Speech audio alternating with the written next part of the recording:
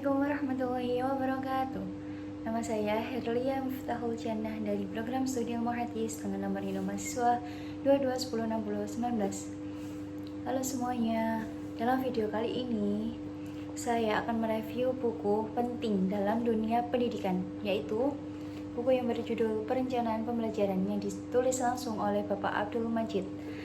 Nah, buku ini bisa jadi salah satu referensi bagi para calon guru, pendidik maupun praktisi pendidik dalam menyusun dan merancang pembelajaran yang efektif dan terarah.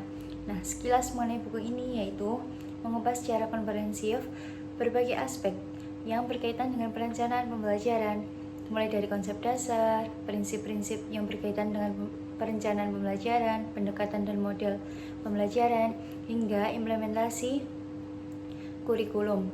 Nah, penulis tersebut menekankan bahwa perencanaan pembelajaran bukan hanya sekedar tugas administratif, tetapi merupakan proses strategis yang menjadi fondasi keberhasilan proses belajar mengajar. Nah, kelebihan utama dari buku ini yaitu penyajian yang sistematis dan didukung oleh teori-teori pendidikan yang relevan, serta contoh-contoh praktis yang memudahkan pembaca untuk memahami aplikasinya di lapangan. Buku ini juga mudah disesuaikan dengan kebijakan kurikulum 2013 maupun Merdeka Belajar, sehingga sangat relevan dengan kondisi pendidikan saat ini. Nah, setelah saya membaca sedikit tentang buku ini, pada bab konsep pembelajaran, penulis membahas secara mendalam tentang konsep dasar perencanaan pembelajaran.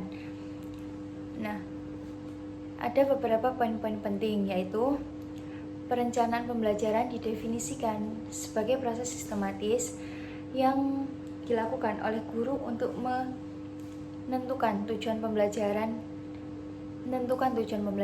isi materi, metode, kemudian media dan evaluasi pembelajaran.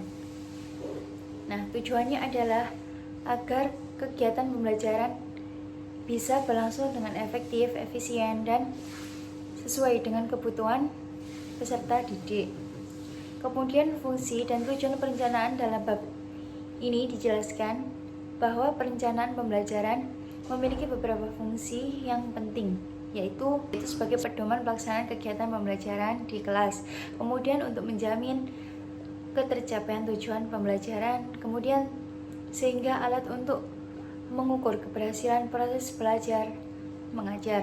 Nah, kemudian prinsip-prinsip perencanaan penulis juga menekankan prinsip-prinsip yang harus diperhatikan dalam menyusun perencanaan pembelajaran, yaitu berorientalis pada peserta didik, kemudian sesuai dengan karakteristik materi, kemudian memungkinkan terjadinya kegiatan belajar yang aktif, kemudian fleksibel dan dapat disesuaikan dengan kondisi nyata di lapangan.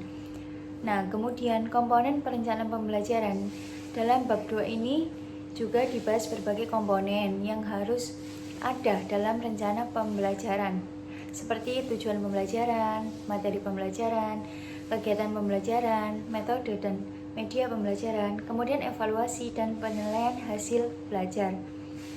Nah, dengan pemahaman yang utuh terhadap isi bab 2 ini, kita bisa menyusun RPP yang tidak hanya sesuai dengan aturan normal, tetapi juga menciptakan pengalaman belajar yang menyenangkan dan bermakna bagi siswa.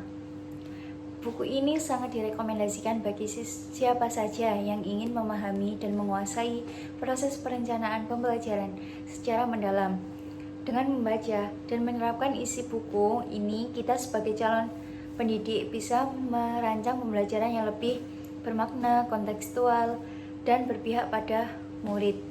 Demikian review dan penjelasan singkat dari bab 2 buku perencanaan pembelajaran yang ditulis oleh Bapak Abdul Majid. Semoga bermanfaat dan sampai jumpa.